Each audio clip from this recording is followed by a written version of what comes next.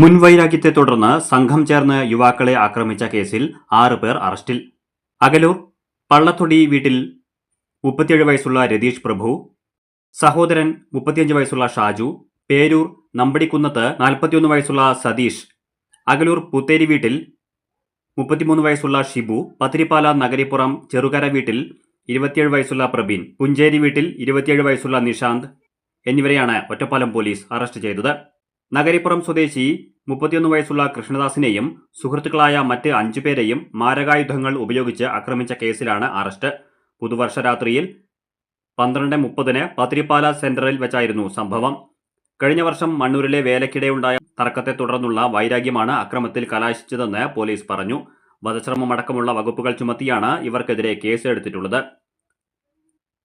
തലയ്ക്ക് ഗുരുതര പരിക്കേറ്റ കൃഷ്ണദാസ് ഉൾപ്പെടെയുള്ളവർ വാണിയംകുളത്തെ സ്വകാര്യ ആശുപത്രിയിൽ ചികിത്സയിലാണ്. കോടതിയിൽ ഹാജരാക്കിയ പ്രതികളെ റിമാൻഡ് ചെയ്തു.